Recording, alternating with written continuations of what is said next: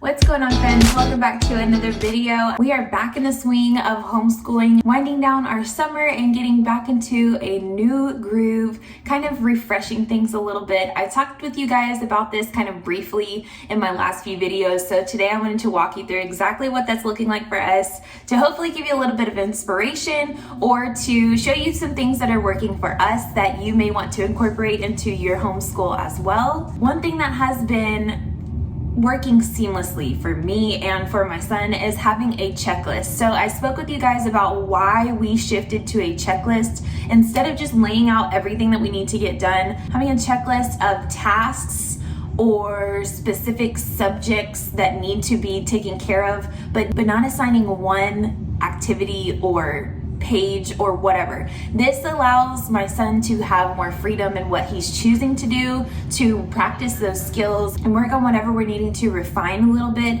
It allows him that flexibility while also just getting it all done. So he actually asked me to make him a little checklist of his own. So I showed you guys that we have one that we keep on our refrigerator that we both kind of see and talk about, and then like at lunchtime we use that as a time to mark like that we're halfway through the day. So what else do we need to check off on the list for the afternoon? And then he has free range to do those activities when he feels the need, as long as they get done before our nighttime routines kind of start kicking in. Usually we get them done before dinner, but sometimes we do have like one more thing to do before playtime and showers and bed and all of that stuff. So I am going to laminate his little learning chart, and I did want to tell you guys what is on here that we've been doing lately. So every day he does reading practice, and he can choose what he reads, when he reads it, where he reads it. A lot of the time he'll choose to go lay in my bed, or he has like a little play mat under his loft bed that he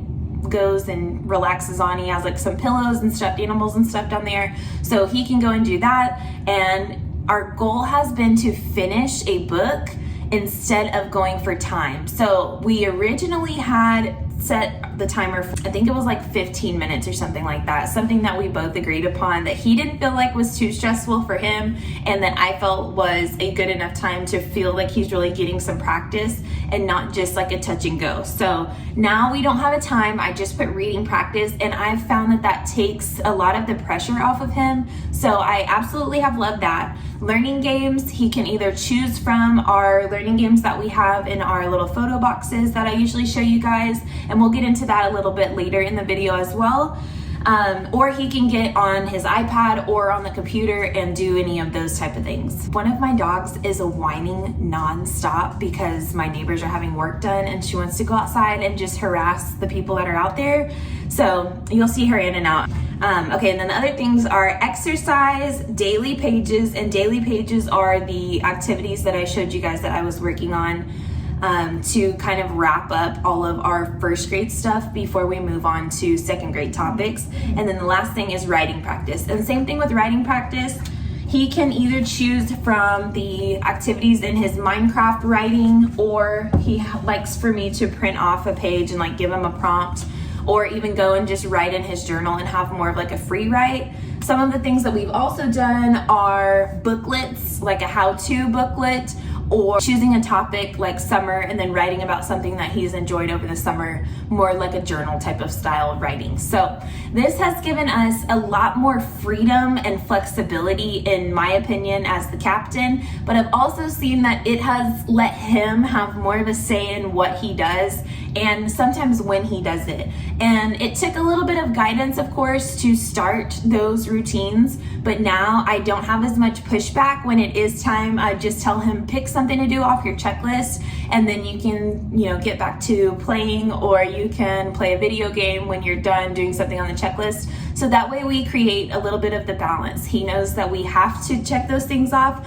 but he has the freedom to choose when, and a lot of the time the freedom to choose what will satisfy those different things on the checklist. So that is one thing, and the major thing that I feel like has been really working well for us that we will continue using as we step into the next little session of our homeschooling journeys. If you're new, I hope that that gives you a little bit of an idea of how things go over here and my approach toward our homeschooling and all of those things.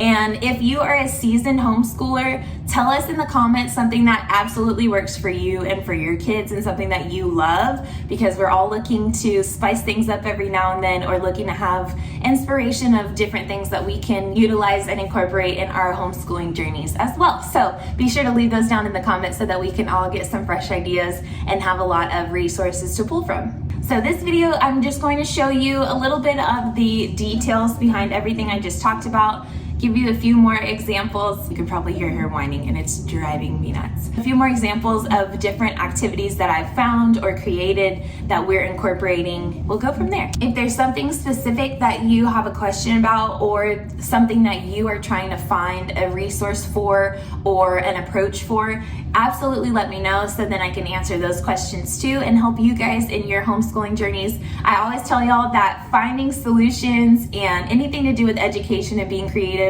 is right up my alley. So I would love for you to tell me what you're struggling with or what you need a little bit of support in, and let's find a solution to make things easier for you and ultimately for your kids as well.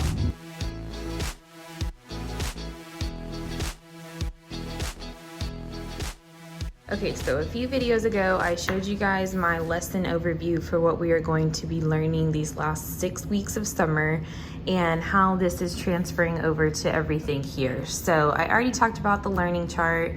This is going to be a match of homophones, and so I correlated the picture on the card with the correct definition of each one of these. So I'm about to cut and laminate those. And then here are some digital clocks that we are going to cut and laminate as well. And those will become the pieces to help us practice our clockwork over here. This is just a dry erase pouch. You can grab these on Amazon for super cheap, but I also think the Dollar Tree has them as well if you don't want as many as the Amazon pack offers. So that's a good option too.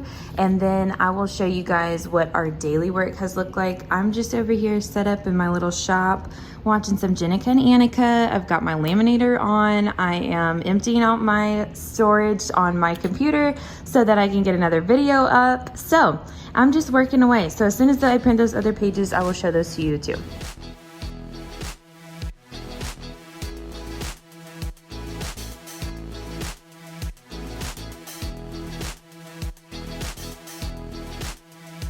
I talked about our daily pages on our checklist, so that's what these are. And I created these in Canva based on the topics that we need to go over. So like for instance, we're in week 3 now. Time, unscramble sentences, historical fiction. We'll have to do more with reading, not necessarily our pages that we're working on. And then we're still doing types of energy. I ended up switching some of these up. So time, unscrambling sentences, types of energy, and then I just have one of these for every day of the week, and the different things change on here. So I'm going to be punching holes in that and adding it to our binder that we keep them all in. If you don't want a big bulky hole punch, definitely go grab one of these. I'm positive I got this at Dollar Tree as well, but it's perfect for just what we need it for.